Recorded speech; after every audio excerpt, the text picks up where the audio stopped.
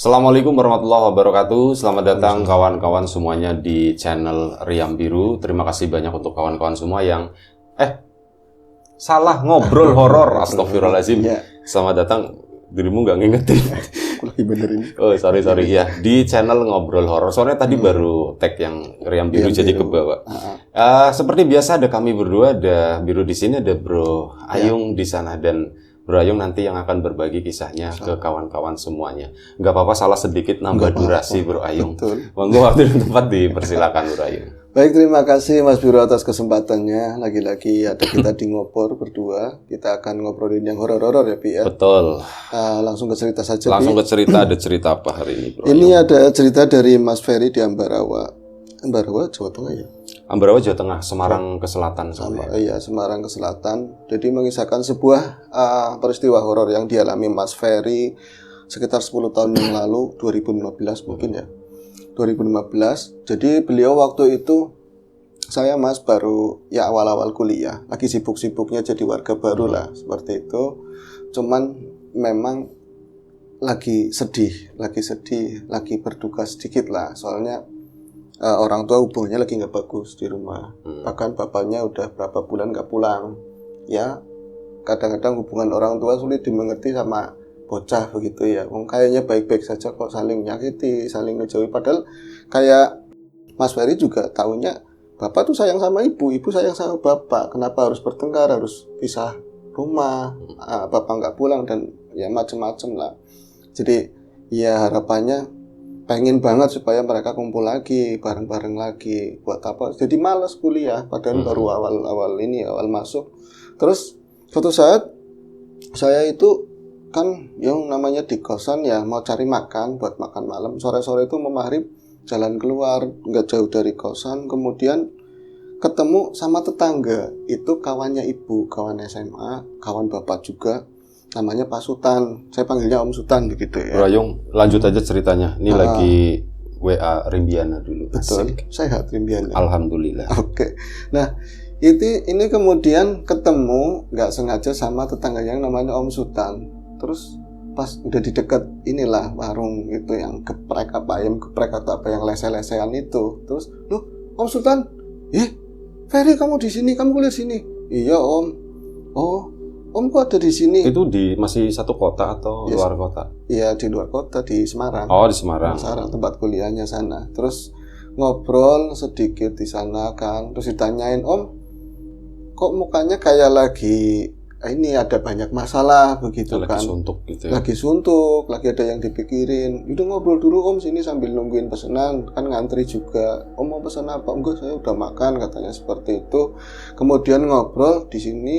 Om Sultan akhirnya ngomong bahwa saya tuh sebenarnya ada kerjaan, lagi ada bisnis di Semarang. Niatnya bolak-balik, langsung pulang begitu ya ke Ambarawa. Cuman harus nginep karena ada yang belum bisa diselesaikan. Ini udah 3 hari fair, katanya seperti itu.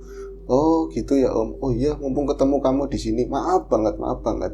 Nah, kenapa Om? Ada yang bisa saya bantu? Ya kalau kamu bisa pinjam bantu dulu 100. tahu. Iya, ngomong begitu. Asli benar seperti itu. Ya nggak ngomong 100, ngomong gini. Om sudah kehabisan ongkos. Iya, udah kehabisan ongkos. Siapa tahu Ferry punya simpenan sedikit buat beli bensin. Sekalinya ketemu begitu ya. Iya, tapi Om kenal ya kan, Bi. Ya Om, saya bisa ngasih pinjam tapi nggak banyak gitu ya. Kalau nggak pakai aja, nggak usah pinjam bis. Oh nggak usah, tetap nanti Om balikin. Tapi tolong jangan ngomong ibu, jangan ngomong bapak begitu.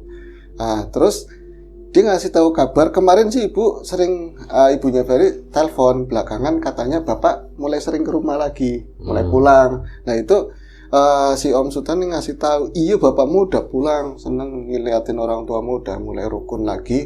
Malah rencananya kan sementara ibunya tinggalnya di rumah orang tuanya sendiri, Pi. Nah, rumah yang biasa ditinggalin bareng itu ditinggal. Nah, itu ternyata mau balik lagi ke rumahmu itu loh yang biasa. Itu. Kamu mau punya adik baru. Iya, ada ngomong enggak ngomong begitu sih. Gitu. Enggak. Cuman ngomongnya nanti niatnya mau ditempatin lagi. Bapakmu sekarang lagi resik rumah. kan udah lama persiapan ditinggal. adikmu katanya. Iya, terutama kamu. Larinya ke situ lagi. Iya, larinya ke situ. Nah, kemudian ada tukang juga, saya ngeliat ke sana aja, bapakmu lagi sibuk banget. Ya alhamdulillah om, saya juga pengen pulang om sana. Nah, kamu nanti kan bisa kayak dulu lagi. Iya om, wis kan. Akhirnya, om saya mau kalau mau ikut ke kosan main ayo. Enggak, saya langsung pulang, sulit duit kan. Kemudian ngeloyorlah si Om Sultan tadi, ternyata mobilnya nggak jauh dari situ, katanya mau beli bensin gitu kan. Oke. Nah, malam ini Bro Ayung, diriku tuh ngalamin sama kejadian kayak gitu. Masa sih? Ketemu dengan seseorang, itu temen orang tua sekolah dulu. Oh ya? Pun sama kayak gitu. Ini satu. Bawa mobil, terus kayak gitu, kebiasaannya tuh ya begitu. Tapi ini kan kebiasaan. Iya, kebiasaan. Om Sultan kan enggak. Kemungkinan enggak. Enggak, kan baru sekali. Kita enggak tahu dengan orang lain. Iya sih. Ya, jadi kebiasaan juga. Tapi dikatakan kebiasaan berarti karena sering ya? Beberapa kali gitu. Ke random orang yang beda? Enggak, ke diriku tuh udah beberapa kali. Ya, kalau kayak gitu gampang. Kalau misalnya datang, mesti 100. Iya, gitu. Memang udah tahu jatah gitu kan. Nah, kayak gitu. Tapi di dalamnya ada ya? Ada. Iya, bagus. Dan ini sama temennya orang tua sekolah. Namanya siapa? Jangan-jangan itu orang yang sama. Sultan, Pak Sultan bukan? Bukan ya. Ya, lanjut ya, Bi. Lanjut. Enggak juga nggak apa-apa. Enggak juga nggak. Kita tutup aja tutup lah. aja. Pada ngerti. Ceritanya ganti. Gitu Ceritanya ganti. Nah, kemudian ada keanehan begini, Mas. Saya itu seneng kan mikirin orang tua, ada keinginan pengen pulang, tapi kan lagi awal-awal kuliah banyak kegiatan, ada macam-macam rangkaiannya ya, saya belum bisa pulang. Tapi pengen banget lihat bapak sama ibu kembali ngobrol, kembali bercandaan kayak dulu sama kita. Biasanya ibu curhat sambil nangis, yang jahat bapak semua, nanti bapak sambil sedih, yang jahat ibu semua. Saya tahu mereka saling mencintai, miskin, jangan begitu gitu kan. Nah ini kan saya pengen pulang banget, harusnya saya mikirin bapak sama ibu, kok saya mikirinnya Om Sultan, mikirin duitnya mau dibalikin apa enggak. Bukan, maksudnya orang kok kayak aneh deh, lain lah, enggak kayak seperti biasanya. Dia penceria, dia kadang peduli, dia kayak pinjem uang tapi lama-lama kok diem kayak ngeliatin orang-orang, tapi nggak tahu lihat kemana, nggak fokus begitu. Tapi nggak merinding. Belum merinding. Nah itu mungkin kata orang tua dulu, saya ke gawang ngelu. Saya tidur mimpinya Om Sultan. Sampai ngapain sama Om Sultan? Bukan mimpi yang seperti itu. Jadi nggak pernah saya mimpiin sosok Om Sultan. Ngebris barang. Iya, walaupun kadang dia main ke rumah teman bapak, teman ibu, tapi nggak pernah tak mimpiin, nggak penting juga kan. Itu malah mimpi Om Sultan ya. Dia itu kayak saya ngeliat di YouTube atau di kamera HP gitu kan. Dia tuh semacam ada di setir mobil. Saya nggak ngeliat itu mobilnya apa, yang penting ada jok, ada di belakang setir. Itu lagi nungguin seseorang dengan wajah cemas, terus gelap. Itu kelihatannya di dalam mobil itu kayak malam, suasananya malam. Terus saya ngeliatin, saya diaweh begini, sini ikut sama saya, dengan nada yang seakan-akan itu memaksa. Akhirnya saya kan marahin, itu mimpi sih Mas, mimpi. Saya marahin, saya datangin Om Sultan, kenapa Om? Ayo ikut sama aku.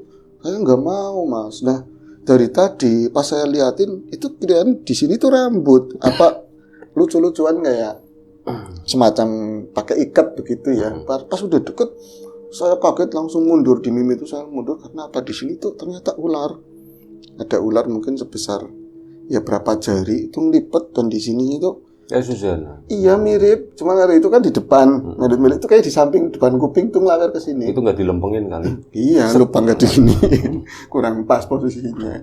Itu kan di kepala sakit kalau nggak pas kan. Itu melet-melet, ular hitam banget. Saya bilang, "Om, itu kepalanya ada apanya?" "Gak apa-apa." Waktu seperti itu toh, saya bangun jadi kepikiran, kok Om Sultan ada kepalanya ada ularnya. Alah kembang turu, saya bilang kembang tidur. Mirip itu Bung Jamal. Jamal mana? Bung Jamal itu penjual obat gitu. Dulu zaman dulu tahun 90-an yang pakai toa gitu kan. ada ularnya. Ada ularnya. Di kepala apa di kantong? Di kepala, di badan gitu. Iya ya, Bi. Orang dulu keren-keren kayak gitu. Keren-keren. Itu yang jadi penarik bocah-bocah yang beli Iya, mau. padahal aslinya enggak. Aslinya Saya juga enggak. pernah beli tapi Bukan ular. bukan obatnya. Iya. Biar buat ngetok batu enggak sakit. Ternyata sakit. Berarti kena tipu ya. Kena tipu. Iya enggak. Tapi ramenya seru. Tapi kalau- dulu enggak, tetap belain Bung Jamal. tetap. Ini pasti saya yang salah makainya Iya. gitu. Dia mah tetap bener gitu. Cuman kalau sekarang ya itu. Benar. Ternyata kayak Dulu gitu. ada doktrin yang nggak didoktrin tapi pasti saya yang salah. Iya. Pasti seperti itu. Lanjut ya. Bi. Lanjut. Kemudian mimpilah seperti itu. Saya jadi rada kepikiran sedikit sih, Mas. Ada kepikiran sedikit. Kok saya mimpi Om Sultan, terus ada ularnya. Maksudnya apa? Saya nggak pikirin. Saya larut lagi dalam kegiatan saya. Kemudian malam mimpi yang sama lagi. Kali ini saya gandeng tangan ibu saya dan dia itu maksa juga. Ayo sini ikut saya, sini ikut. Jadi itu kayak buka pintu. Yang sini ikut siapa? Si Sultannya sini ikut, dia buka pintu kayak maksa kita itu ikut sama mereka. Saya bawa lari ibu saya karena memang ada ularnya loh, dan ularnya itu melet-melet seakan-akan mau jilatin siapa gitu. Saya takut. Ya ular melet-melet mah ini aja. Memang Indra biasa dia. melet. Kalau mingkem kan waktu. Mingkem sama singshot itu kan. Iya, apalagi di staples kasihan itu kan. Kemudian itu wis kan selesai sampai di situ. Saya ngimpi kepikiran ada ibu saya juga. Akhirnya aku ini Mas kuliah kayak biasa lagi. Terus tahu-taunya ibu telepon malamnya. Ya enggak dingkasek berarti berapa hari, bukan langsung malamnya, ada berapa hari setelah itulah ibu telepon. Terus ditelepon ibu nangis ke saya. Loh, kan lagi bahagia, lagi ketemu bapak lagi, kenapa nangis lagi? Dan ini ya kayak nangis yang udah lah telepon. Saya bilang, ibu kenapa lagi? Nggak apa-apa, kamu bisa balik apa enggak? Apa namanya siapa tadi, Ibi? Si Arif. Arif memang Arif ya? Arif. Nggak tahu. Iya, nama samarannya. Lupa, saya juga lupa. Ya, udah nggak apa-apa. Iya, si Arif nanti di komen nanti namanya siapa, terus ngomong, kamu bisa pulang nggak? Ya bisa sih Bu, tapi kegiatan saya lagi banyak banget, bisa paling minggu, nanti Sabtu langsung saya pulang. Oh ya udah, emang kenapa? Enggak, bapak sakit katanya seperti itu. Loh Bu, ini kok suaranya bukan di rumah? Iya, bapak di rumah sakit katanya seperti itu. Tapi apa aku langsung pulang sekarang? Enggak kamu nyampe nanti aja wis Sabtu. Enggak apa-apa ibu yang nungguin. Itu saya mulai, aduh bapak kan senang olahraga, sehat, dia juga mantan anggota dulu itu kan ex-TNI. Jadi sakit apa ya kok dibawa sampai ke rumah sakit, apa jangan-jangan kecapean bantuin tukang atau apalah beres-beres rumah. Karena saya pulang pas hari itu ya Sabtu sore, saya pulang terus nyampe rumah ke mbak saya kan yang tinggalnya kan ibu di sana. Terus dibilangin katanya nggak tahu bapakmu tahu-tahu itu nggak bisa ngapa-ngapain, nggak bisa gerak. Jadi ada tukang, dia ikut beres-beres yang di depan rambutan, kembang-kembang itu beres-beres itu, terus tahu-tahu itu kaku semuanya, jadi nggak bisa digerakin sama sekali. Total bener-bener. Cuman bisa ngomong jelas. Kalau stroke total kadang-kadang ngomongnya nggak jelas kan. Dia bisa ngomong jelas, matanya juga awas gitu kan. Terus ada di rumah sakit mana? Kasih rumah sakitnya, nomor kamarnya apa segala macam. Ya saya ke sana Mas. Saya ke sana melihat bapak kondisinya, ya Allah kok bapak bisa seperti ini, nggak bisa dikarin, disentuh aja sakit katanya, tapi bisa ngomong jelas. Nah itu akhirnya karena saya tanyain, Bu awalnya gimana bapak itu, kata yang lihat tukang, ibu juga nganterin makanan di sana ya bapak masih motong-motong rumput, cuma di depan rumah itu memang ada pohon mangga gede banget, pohon mangga gede banget, terus dia itu nebang pohon sendiri, bapaknya si Arif itu. Nah, kan dia omong sama tukangnya, Pak, itu pohon tinggi, Pak. Kalau motong kayak gitu tuh nggak bisa dibabat dari bawah. Saya tahu katanya. Jangan ikut campur. Jangan ikut campur, ini pohon-pohon saya, hak saya kan seperti radang. Kayak orang terlalu bersemangat lagi ketemu sama istri, pengen semuanya rapi begitu loh, Bi. Dan saya nggak ganggu aktivitas tukang. Ini pohon beda begitu. Nah itu katanya sampai disambung-sambung si tangganya, karena tangganya pendek, dua itu jadiin satu untuk naik ke atas. Itu saya pohon gini kalau lagi saya tugas di Papua di sini, wah saya nebang pohon sapal katanya seperti itu. Nanti di atasnya dulu emang bener nebang pohon itu sampai turun pun rapi. Paling ada tukang suruh bantuin narik inilah ya cabang-cabang supaya nggak ke rumah begitu ya. Tapi ada tukang yang melihat ketika bapaknya itu mulai ada niat nebang.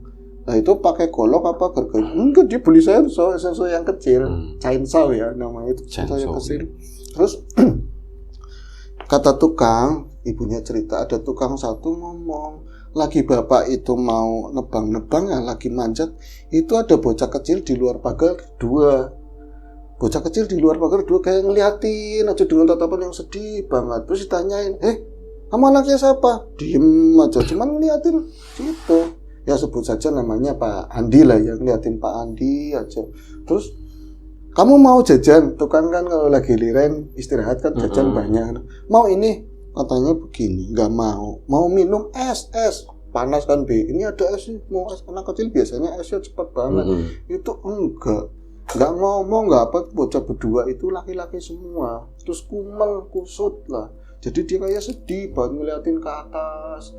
Ini bocah kenapa? Nggak diperhatiin, ya sembari ngobrol sama yang lain, cuman nggak ngomong itu anaknya siapa. Oh itu yang rumahnya di Mangga itu ya? Iya mungkin, kemungkinan. Itu rumahnya di Mangga ya? Iya, yang mau dibongkar itu. Bisa jadi nanti terusannya mungkin ketahuan. Mungkin rumahnya bisa seperti itu. Iya, kemungkinan bisa salah satunya. Itu ketebak udah Yubi. Ya belum tentu ya. Tergantung saya cerita. Iya. Nah itu. Kemudian apa? Dia ngeliatin bocah kecil itu, nggak lama itu nyebrang jalan ternyata ya kalau ini apa ya seumurannya itu ada lagi segitu-gitu kecil-kecil kayak bocah SD kelas 1 itu banyak. Berarti Mangga itu panti asuhan gaib. Mungkin panti asuhan gaib, PAG ya, panti asuhan gaib. Nanti ada mungkin dirilis. Itu seperti itu, bocah itu banyak yang nggak banyak banget ya, lebih dari 4 orang lah. Terus sama-sama ngeliatin mangga itu udah mulai dipotekin bagian atas, dipotekin seperti itu. Malah tukang saya sendiri kata tukang cerita, saya sekitar ketir walaupun bapak itu ya mantan anggota pernah tugas, tapi kan umur ya sekarang udah lama, ngeri nggak ada pengaman nggak apa. Jadi ya gitu ngakak itu ngelihat bocah-bocah kecil itu dari seberang jalan kayak ngeliatin kayak gelo kayak sedih lah. Nah itu nggak lama ada ibu-ibunya yang nyamperin. Tapi dari arah mana saya nggak tahu. Padahal saya kata teman saya ngeliatin itu bocah segitu. Kok tahu ada ibu-ibunya. Terus kayak di ini loh pakai jari di ayo udah. Itu kesana arahnya ke arah persawahan. Tapi sebentar malah saya tuh bangun. Saya nengokin penasaran ini rombongannya siapa tahu emang. Saya nggak pernah lihat orang mana, bocah-bocah mana, bocah situ kan mesti paham. Siapa tahu butuh bantuan atau lapar, anaknya nggak mau, ibunya yang bisa dikasih. Itu nggak ada siapapun. Tahu-tahu, kejadian begitu saja dan hebat banget emang si tadi ya Pak Andi, motong sendiri, yang lain paling tukang-tukang ya pengladen memang lagi nggak ada ini yang dipegang, narikin cabang, dikumpulin taruh samping. Setelah itu nyampe pokok paling bawah berarti disisain cuman ya satu ya pohon nggak terlalu gede-gede banget sih cuman tinggi disisain 1 meteran lah pokoknya. Terus itu langsung dibakar sama Pak Andi, dibakar kon di bawahnya asapnya kan bulat banget. Cuman memang karakternya ini mangga walaupun basah ini cepat kalau ada api di bawah cepat kering cepat kebakar. Itu tahu-tahu dia teriak, udah nggak bisa ngapa-ngapain setelah itu letak. Itu diceritain ibunya, versi tukangnya seperti itu. Nah, akhirnya si Arifnya ngomong gini, siapa ya Bu bocah-bocah itu? Terus bapak kok begitu nekatnya, wong lagi banyak tukang juga kenapa nggak nyuruh? Ya kayak nggak tahu bapak kamu aja. Lah, ibunya ngomong, kamu kok keringetnya seperti itu sih? Lihat ke anaknya. Iya Bu, saya tuh hawanya panas banget. Katanya seperti itu, kata si Arifnya. Saya tuh rasain panas banget Mas. Padahal yang namanya rumah sakit, kita juga kamar yang bagus lah, taruhlah VIP. Koridornya aja adem. Di kamar itu saya masuk bisa panas banget, hawanya panas meromong. Sampai saya itu, keringat gede-gede banget. Ibu panas nggak Bu? Enggak, ibunya nggak panas. Suster juga ayu, nggak keringetan nggak apa, saya meriang atau tapi saya nggak ngerasa meriang. Akhirnya karena kelihatan ibu sudah lelah banget, kelihatan capek gitu ya. Oh itu ada yang kelewatan Bi, saya cerita. Ketika dia mau pulang, hari itu mau pulang dari kuliahan gitu ya, dia tuh turun dari yang lantai atas gitu ya, turun terus mau ngambil motor, itu ketemu Mas Satpam. Ya enggak, muklis lagi. Ya, muklis mungkin ya. Dia bilang ya kayak gitu, hampir kayak muklis. Kamu hati-hati. Cuman nggak kenal itu namanya. Satpamnya kalau satpam namanya muklis ya. Muklis bisa. Di ngobor kalau satpam harus namanya muklis wis lah. Kamu hati-hati kayak gitu. Keluarga kamu lagi ada masalah. Kamu yang penting hati-hati. Nah, itu saya itu ya, padahal lagi mau buru-buru ya, lapar segala macam, tapi pas ketemu Pak Muklis itu dilelenya pengen cerita unek-uneknya semua begini. Sekarang ibu sama bapak lagi udah mulai baikan, tapi katanya bapak sakit, saya mau pulang. Ya itu makanya hati-hati. Nih kalau ada bapak nomor saya, bisa kayak gitu nawarin. Nah itu lanjut ke sini lagi ya ceritanya. Ibu yang nungguin bapak kelihatan lelah, akhirnya saya bilang, ibu pulang aja dulu biar saya yang nungguin. Nah saya sempat tanya, Mas, diagnosanya dokter itu apa? Nggak ada, Bi, sulit, belum keluar lah, kayak seperti infeksi paru-paru lah, infeksi darah, yang rancu lah seperti itu. Dan bapak nggak ada riwayat stroke, darah tinggi, nggak ada, di badannya sehat, sering olahraga, masih rajin seperti itu. Kemudian ditinggal lah sama ibu. Ya udah kamu baik-baik di sini, jagain bapak, besok ibu kesini lagi. Nah sudah kan, saya nungguin bapak dengan kondisi yang sumuk. Nyampe saya mandi, Mas, berapa kali itu sore aja mandi. Kemudian jam 9 saya mandi lagi. Nah setelah mandi itu saya keinget sama si Satpam Muklis itu. Saya sempat nelpon. Saya telepon, ya kan, katanya ya udah kamu tungguin aja. Kalau bisa udah sembahyang isya, udah sholat isya, kamu sholat dulu. Iya Pak, ini saya belum bisa. Sholat dulu terus berdoa, moga-moga bapak cepat sembuh, katanya seperti itu. Saya isya di samping bapak. Nah setelah sholat isya itu, lah apa sih nungguin orang lagi sakit ya satu gerah, kadang lelah yang begitu saja lebih pengen keluar sebentar gitu ya.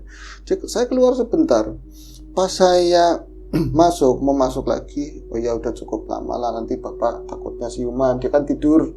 Terus saya melihat di kamarnya bapak, entah itu benar atau enggak, ada yang nungguin, ya bukan orang, ada orang lah di depan pintunya, cuman ngadepnya ke arah sana, bukan membelakangi saya.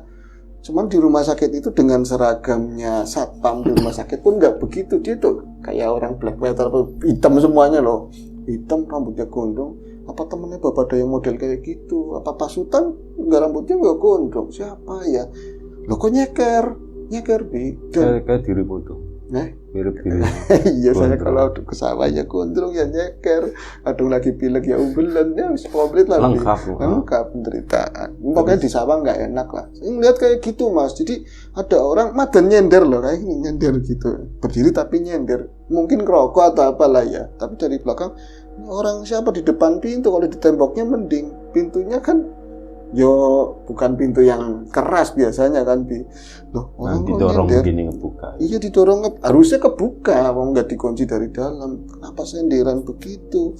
Terus loh kok nyeker? Di bawahnya ada tanah-tanah runtuh, kan bener-bener dia kayak dari sawah atau dari tanah yang nggak becek sih, cuman kedibel begitu ya.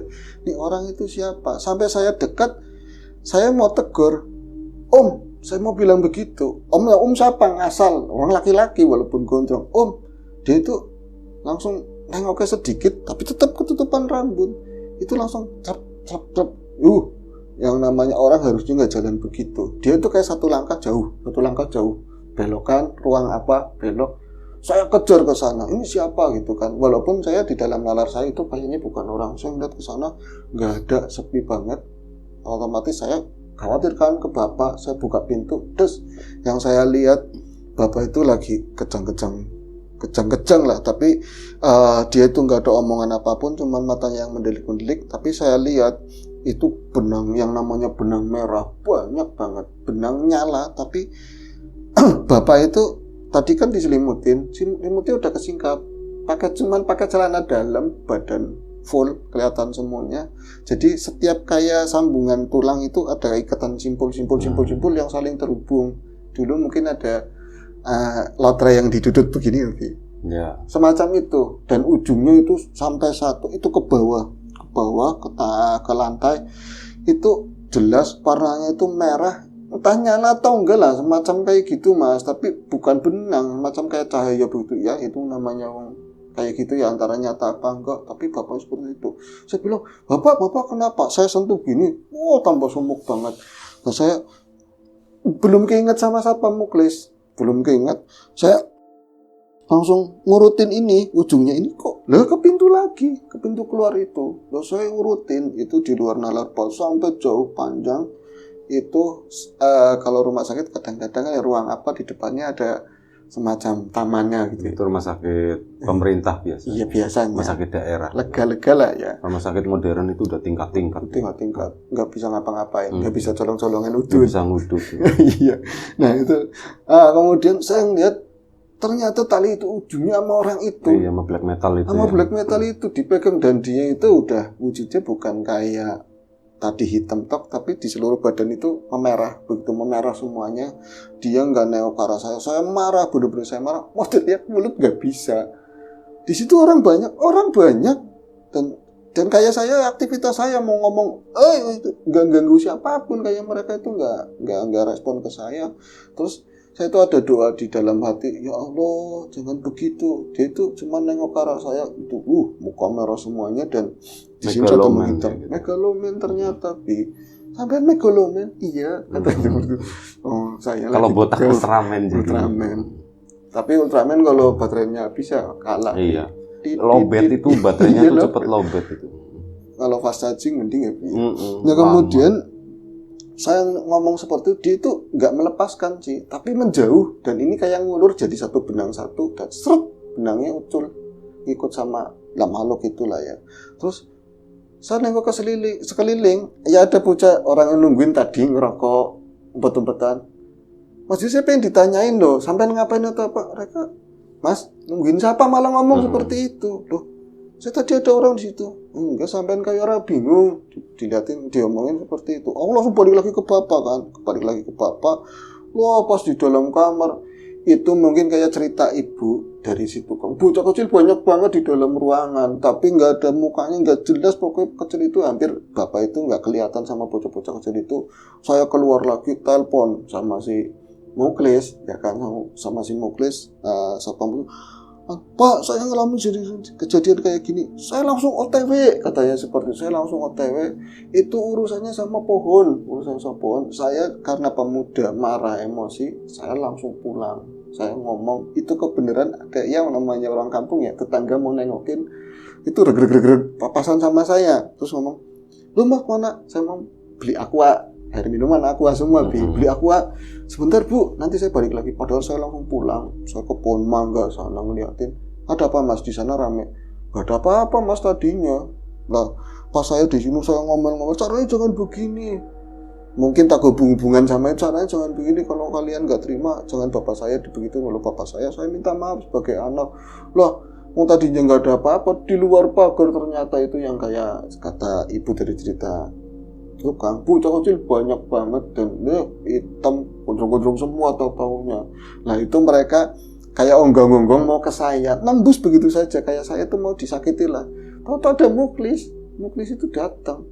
Ternyata Muklis orang tempat saya Mas itu Satpam itu orang Barawa juga, deket, dia malah kenal sama bapak saya. Nah itu langsung diapain, terus disyaratin sama dia, ada Muklis itu hilang. Terus akhirnya Muklis itu ngomong sendiri, dan saya nggak ngeliat orang-orang itu, makhluk itu, terus ngomong, itu Rip, nggak apa-apa katanya, tapi minta dicariin pohon baru, katanya seperti itu. Digantiin. Ya udah, kamu mau gendong Riz? Gendong apa? Itu di belakang banyak banget. Aris. Iya Arif. Aris atau Arif? Arif. Ya. Kemudian itu dia yang gendong sendiri. Saya ngelihat itu benar-benar dia keberatan, dungkluk itu nggak jauh dari lokasi rumah tadi. Emang kayaknya bayi ya di sini aja. Selesai dan Bapak di sini besoknya sembuh. Oh, oke. Gitu aja Baik, sih. itu aja. Terima kasih Bro Ayung karena waktunya udah hampir banget. Terima kasih dan masih penasaran sama Pak Sultan gimana kabarnya, tapi itu nanti di episode yang lain ya gitu ya. Oke, itu aja. Jaga kesehatan kawan-kawan. Terima kasih yang jelas. Sampai jumpa di episode selanjutnya Ngobrol Horor. Assalamualaikum warahmatullahi wabarakatuh.